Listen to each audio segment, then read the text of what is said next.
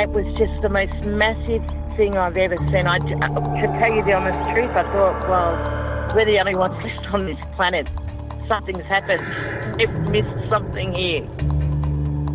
The fear that went in me when I seen it was just like the feeling. I'd say it was fear, but I've never felt that feeling before in my entire life. It's a weird feeling, like you can't explain it when you don't know. You feel like you're being followed, but you don't know what it is. We had two to our right, another one in front of us, another one to the left, and another one just across the road, shaking the daylights out of the tree. All we get was a big red eye. I remember waking up and looking at the end of the bed, and there was a figure there, almost insect-like, and then I blacked out. Welcome to the show, everyone. My name is Kade, and you are listening to the Believe Paranormal and UFO podcast. If you have had an encounter and would like to share it, please get in touch with me. My email address is believepod@gmail.com. If you enjoy the podcast, be sure to leave us a rating or review wherever you listen, and head on over to our website, believepod.com, and consider becoming a member to get bonus episodes and video content. Tonight I'm joined by Nathan, and Nathan had a UFO encounter back in 1995 in the UK in a little suburb called Southampton. Nathan, welcome to the show, mate. Thank you so much for inviting me in. Yeah, I love the podcast. Oh, mate, it's a pleasure to have you on, honestly. I love getting people from all corners of the earth onto the show because the thing that I love about the paranormal and UFOs and all the weird and wonderful stuff in this world is that it's kind of not landlocked to any one location. Like, it will happen to anyone, anywhere they are. Absolutely, 100%. And just before I go on, I've been in Australia, 14 years now. I've brought my experience from the other side of the world back over to this side of the world. So, yeah. Well, mate, I have to know, what side of the ashes are you on? Obviously, and you know, there's an old saying, hey, you can change your woman, but you can't change your football team. And I'm sorry, but that's the classic.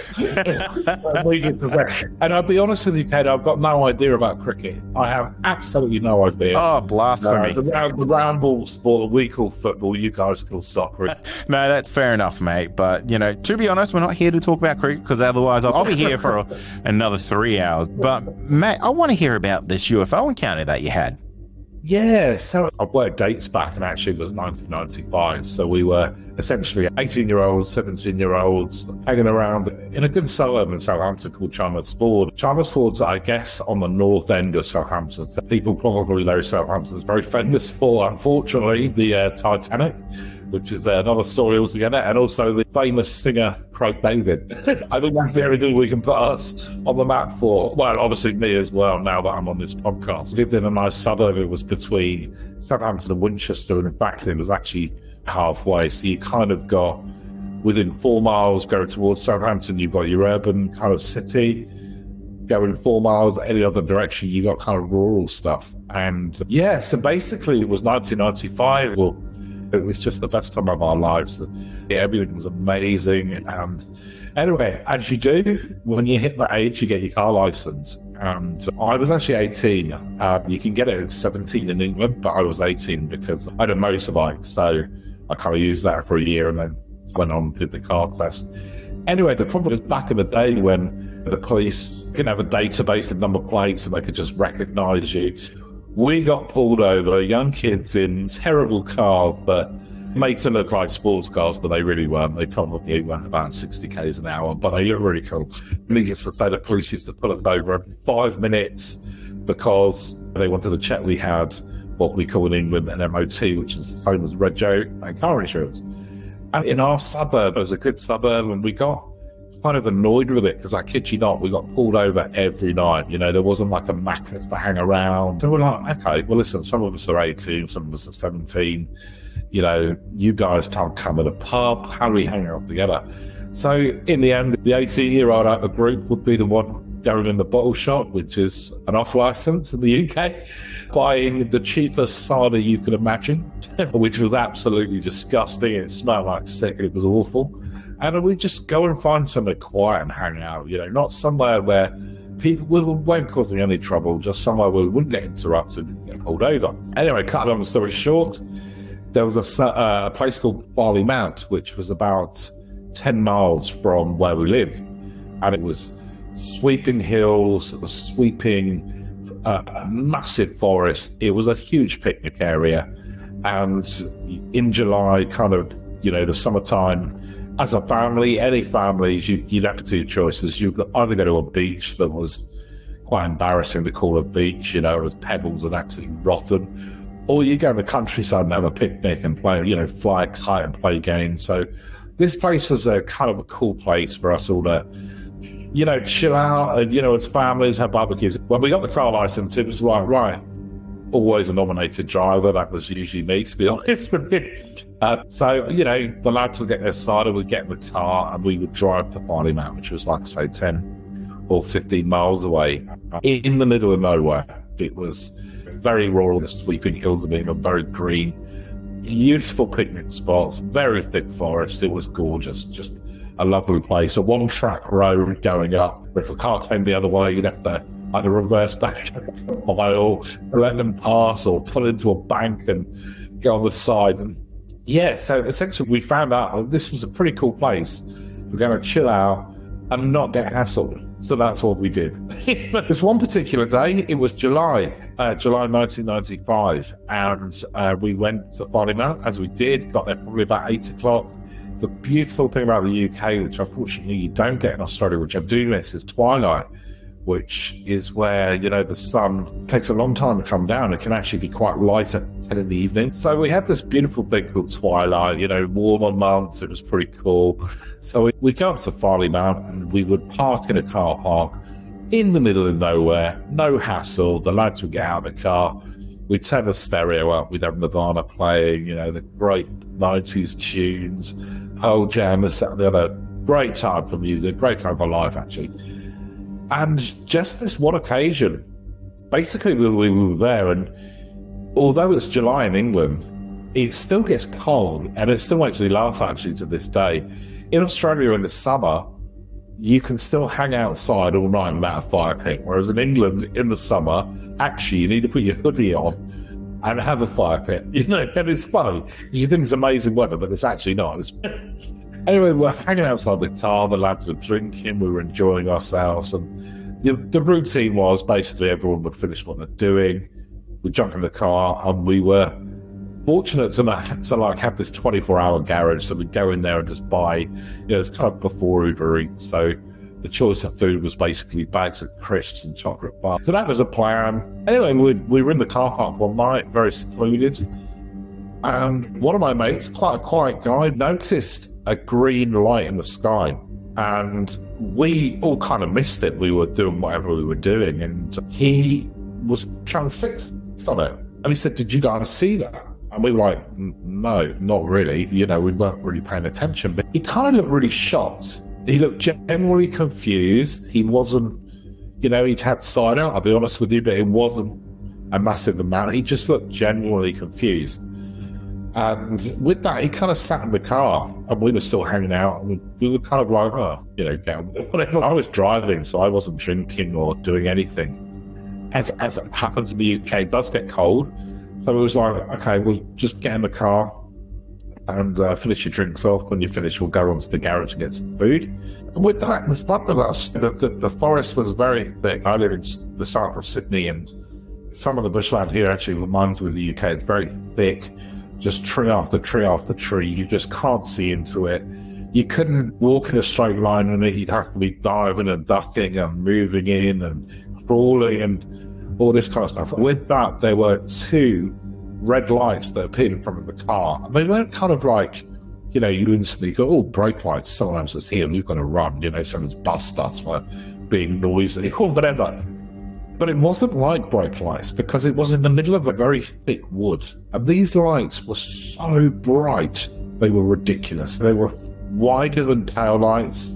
They weren't torches, because, if someone holding a torch, I guess you get a bit of wobble, and you kind of, the beam doesn't come through very piercing. But these red lights were really piercing. So me and the lads got in the car, and we were all very confused. And we walked in front of the car where the, it's called like a side fence, was blocking the forest. And these red lights were so bright, and they were coming nearer and nearer us, equal to each other, but they would come nearer and nearer, but kind of finding a gap between trees and coming nearer and nearer. And this is the weirdest thing. They were just so bright. They were just ridiculously bright. I can't explain, but it actually made us all quite scared. We kind of got this feeling where this isn't right. This isn't people with torches. This isn't people mucking around. And, you know, some of the lads, you know, when they're really hard, they kind of started backing off because we really just didn't know. We kind of got this fear about us. We turned around to the guy in the car. His name was Damon. And he said, just get out of here. Just get out of here. He was the one that saw the green light. We got in the car and we kind of shut the doors, and, you know, one of my mates, one of the hard guys, actually locked his door, which I thought was quite funny.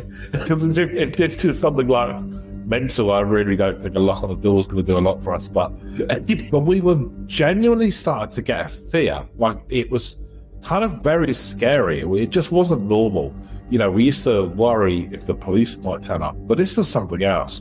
And with that, the guy that saw this green light previously just said, just go, just go, just go. And we left Farley Mount, we went to the garage.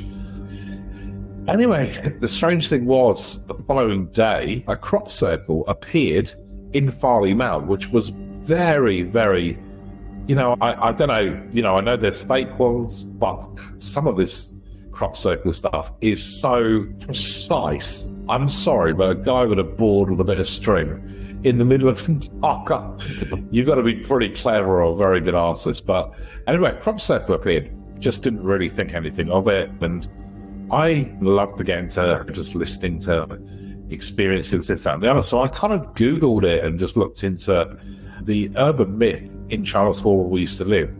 Was in Farley Mount. It's a very rural place. If you wanted to go missing, you could go missing there. But there was an urban myth that there was a nuclear bunker there. And essentially, the nuclear bunker apparently was built for the royal family, and Lord Louis Mountbatten, who I believe was the cousin of the king or whatever, lived in Romsey, which was a stone's throw from Farley Mount. It wasn't very far at all.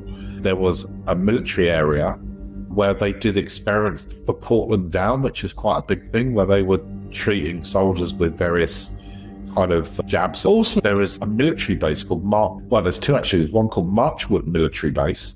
There's another one in Winchester. So you kind of got this kind of crazy rural area that's got these connections, I guess, with military. If truth be true, there is that nuclear connection. Ironically, as the stone flies, we're not far from Stonehenge either. So you kind of got this rural, I don't know, weirdness. But I can tell you now that the experience for us, we were 18, 19, 16, 17, whatever, still keep in contact with a group of lads that we did back then.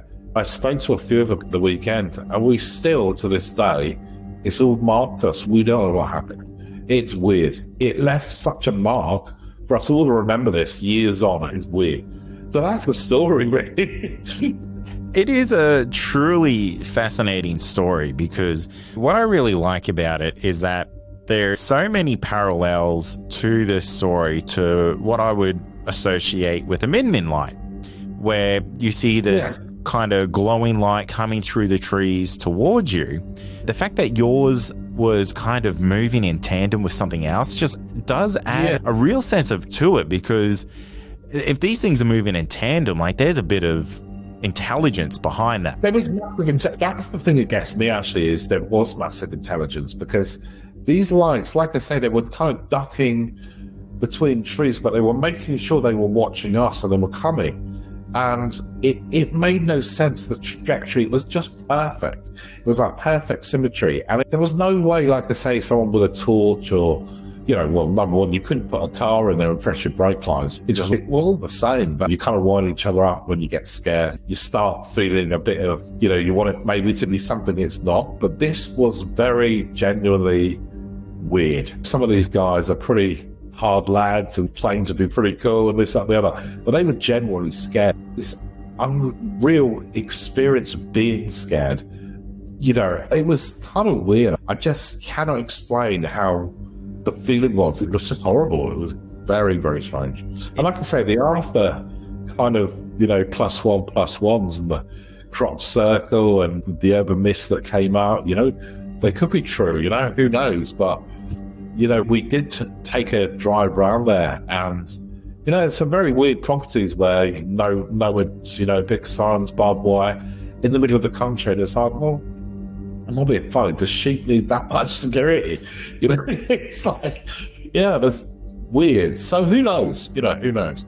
You're talking about like this happened in 1995, and back then the internet was kind of really in its infancy for the general public to get its hands on it. So I guess the fact that urban myths would have been the main thing that you could really latch onto is, and the fact that you mentioned like there's nuclear bunkers there, and anyone who's worth their grain of salt, if they've been following UFOs for any period of time, kind of know that UFOs and nuclear bases kind of go hand in hand. Yeah. And the fact that you're also surrounded by so many military bases in this rural area, it kind of raises a lot of questions on what that could have been. Impossible for it to be a drone back in 1995? Were the lights making any noise when they were moving towards you? It sounds really silly, but there was no noise, literally zero noise. But it was almost like a vibration, like we were genuinely kind of feeling something. Like it was almost like someone pushing us. And that's kind of, I think, what made us scared. It was more the sort of presence and this kind of weird sensation, and it kind of doesn't make sense. It just generally doesn't. That is rather unique because you don't really hear that a lot when it comes to UFO encounters. Like you hear, everything kind of goes quiet. It's almost like you're in a vacuum. And I wonder if that's kind of the effect. It was. I mean, the place, like I say, we went there for a reason. It was ridiculously quiet. You could probably get away with anything there and no one would hear you. But I don't know, it's like, it was almost like a subliminal step back, get away, and it was very intense. And that's what kind of, it's funny because, I talk to the lads and we have a laugh about this, that and the other, and obviously a lot of them are in England. But when I bring up the subject and we talk about it, it's almost like a penny drops and we stop laughing and then become very serious and like, what happened that day? We're still like, it's just very strange. It's like, we've all grown up, we've all got kids and this, that and the other, but we still don't know what happened that day. It's like, what happened? You don't get it. I think it's really cool that you had this shared encounter with so many of your mates, and the great thing about it is that no one has kind of denied that didn't happen. Like everyone is on the same page, and that's a really rare thing because some people, it just kind of breaks their paradigm a little bit too much, or they refuse to believe what's happening in front of them. And now a quick word from our sponsor. Also, are you wanting more content? Why not become a Believe Plus member? You'll get access to exclusive podcasts and episodes that aren't available to the public. Not only that, you'll also get our regular feed without any ads. Head to believepod.com/plus to sign up today for just $5 a month. Ironically, I guess one of the only negative comments was one of the guys said, well, I had a bit of cider. And I think we used to call him like Dave because when he said he had a little bit of cider, he probably had about 3 thimbles, and that was him off his head, No one was paralytic, no one was stupid. It was, kind of a school night. We were working the next day, and it wasn't like you could put it down to someone being off their face, if you know what I mean. It was just weird. Like, if we were to pick ourselves up and put ourselves in a pump and that happened, would you have the same queued off of negativity about myself? I don't know. And it's one of these things, like I have drunk so much beer and so much cider in my life that I don't think I've ever hallucinated red lights coming towards me. And the idea of the fact is, I was driving, I was straight, the other guys were scared. I think that says a lot too, because I know what it's like when you're around your boys, a little bit of bravado to kind of show, and then if everyone's kind of in that same moment, all feeling extremely uneasy, I think that says a lot about these kind of situations because I don't know, but because we were so scared, not one of us did, and I find that funny because the fact that not one of us wanted to go that far, we were all kind of scared and wanted to go. So for me, that kind of tells you what the feeling was like, Oh, absolutely. And the thing about it is it's really hard to convey how someone feels. Yeah, absolutely. Like, if they see a ghost, how do you feel at that particular point? And until it happens, until something weird happens, you actually don't know. But like I said, I don't know what it was, but we felt very awkward, very uncomfortable. And you know what? We left there ASAP in my beaten up Ford Escort XR3i lookalike, straight from the petrol station to buy some crisps. Looking back at it now, do you wish you stuck around a little bit longer? Yeah, I do now, because I think I've got so many more questions, and I also think, I wonder if this is something that happens once in a lifetime, because since I've kind of got a little bit more into it, I'm so much more intrigued, and we've got more information. You know, we've heard about disclosure, this, that, and the other, and I'm more interested. And now I do. If it happened now, I'd be kind of wanting to find out what's going on. And, you know, 1995 was a long time ago in the scheme of the world of UFOs and the information that is available now. And some people say, you know, there's hardly anything different to it. But I think the whole general awareness and understanding that, you know, there is other things potentially out there, it makes people, I think, a little bit more curious about this. And 100%. in 1995, I guess the real references to UFOs and things like that would have been pop culture. Like, there's no real, genuine outlets back in 1995 to find this information out, apart from probably a couple of rogue books in the library. Yeah, and you know what? I guess the world also was more placid back then. In England, for instance, it was the Labour part of the country was doing well. There was Britpop, there was, you know, all these cool bands like Nirvana and Pearl Jam, and everyone was cool. You know, it was a great time to live, and I'm kind of thankful that if I could turn the clock back now, I definitely would love to have kind of looked into it a bit more, for sure. 100%. And one thing, like, when you saw these lights, did you ever feel, I know the group like kind of had a sense of uneasiness, and did you ever feel like a sense of dread with these lights or anything like that? Yeah. Like I say, I always try and think of something reasonable to make it plausible. It's one of those things where if someone's scaring the group and you got four that aren't, he looks stupid. But if two people get scared, the third person starts thinking, oh, should I be scared? And if he gets scared, the fourth person definitely gets scared. With that, the fifth person straight on it, and you're all scared. So I wonder if it is hype, some, you know, like that kind of, what's the word, kind of like, you know, unspoken law of scaring each other. But, you know, like I say, some of these guys, they were pretty masculine lads that weren't, you know, if they saw a ghost, they'd go up and punch it and buy a beer kind of thing. But we, you know, there was none of that. Like I say, the hysteria, I guess it's called hysteria, isn't it? We kind of collectively all bricked ourselves and thought, let's get out of this. So, yeah, I guess there's something unexplainable there. And that was actually going to be my next question, is like, what did you guys think it was? Because, you know, you've got this sense of kind of dread and terror about it. You want to get out of there. And looking back, like, that you obviously went to another place. You went to essentially the servo to kind of recollect your thoughts. Yeah. What was the breakdown there? Do you know what? This was a funny thing, you know, some of the lads were 17, some of them, I think one of them was 16, you know, they shouldn't have been doing anything. So, you know, we were always worried the police were going to find us and we'd get caught. And, you know, it was back in the day where if a copper turned up, your parents holding you and saying, we've caught them underage drinking, and you got in trouble, you know, not like now.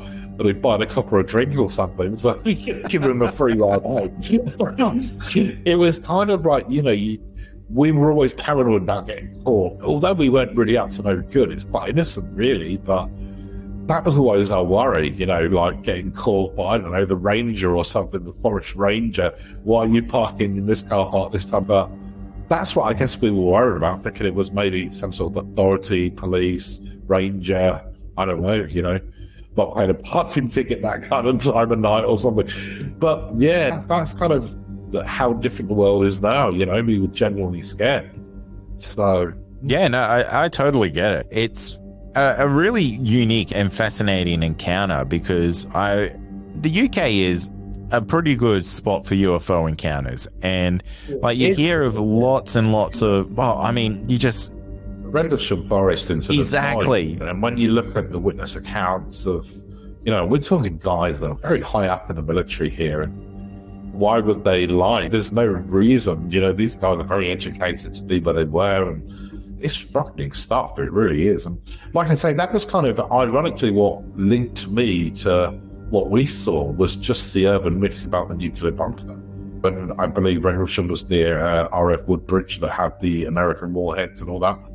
And it was kind of, you look at some of the stories in America about nuclear stuff being switched on and off and sightings, and it's like, oh, that's really interesting. Oh, yeah. Absolutely. All these different types of encounters, you can kind of find a loose thread that can connect them all, I think, especially when you UFOs and nuclear bases. I think it's almost a pair made in heaven. And if you look at the crop circle, in fact, I think I put it in my email to you. That's incredible. Tell you what, you need the art students, because that was incredible. What was the impression when you saw the crop circle? I thought, oh, how beautiful. Yeah, they're stunning. They're absolutely stunning. And I thought, wow. And then I suddenly saw in the picture was a monument, which was the car park where we were. It's called the Horse Monument Car Park. And when I saw that monument, I was like, hold on a minute, that's what we were. And that crop circles appeared there. And it was something like all the dots started connecting. It was like, hold on a minute, what's going on? And you know what, if it was guys with planks, they had red torches walking through the woods while they were very organised. Back the torches you had were crap as well. You could probably have very strong red bulb, it was... And the red light doesn't really protrude very far at night. So for you to see a light that was so bright... It was so clear, so bright. They were just perfect circles. The way they avoided any kind of branch hanging down with the leaves. It wasn't like shadow and torch behind the leaves. It was next to the leaves, so you could see it, and it was very intense. It was almost like eyes, I guess, like super amazing eyes just watching everything. I do have to ask you, it's been on my mind the entire conversation. Did these red orbs, did they light up everything around it as well? Or were they almost illuminated in themselves? No, they didn't. That's the other really kind of poignant thing. They really didn't. It was literally just there. It was just dots. There was no emitting line. Like if you did have a torch, you kind of have that funnel, a natural light fall off. Yeah, and these were like, I guess you could say they were like red pupils. They were bright and they were just there. That was it. There was no emitting light. There was no kind of even a little tinge of light around them. They were just, and I guess that may get uneasy because it was weird. It didn't make sense, Yeah. Because, that is really creepy. And I could totally understand why everyone would kind of be on edge on that. Exactly right. And it was just, like I say, pinpoint light. It was very peculiar. And I guess that's kind of maybe why we got so scared, because we didn't really get what was going on. No, I totally get it. And I love the fact that you had that encounter with a whole bunch of mates, and it kind of solidifies that encounter happened the exact way that you saw it, because all your mates say it happened exactly the same way. Yeah, that's right. I spoke to some of the lads. I speak to a couple of them quite regularly, but a couple of them I haven't spoken to for ages, and I thought, I'll give them a call. I called them over the weekend, and it was so funny. It was just the usual, hey mate, how you going? Yeah, good. How's the family? Blah, blah, blah. And then suddenly I got on the subject. It was like we did a penny drop, and it was like, you know what? Yeah, I'm still baffled to this day. Very, very weird. Thank you for listening to this episode of the Believe Paranormal and UFO podcast. If you have had an encounter and you would like to share it, please get in touch with me. My email address is believepod@gmail.com. Finally, don't forget to follow us on all our social media outlets, and be sure to join our Discord server to talk to other listeners of the show. You'll find all these links in our show notes. Thank you.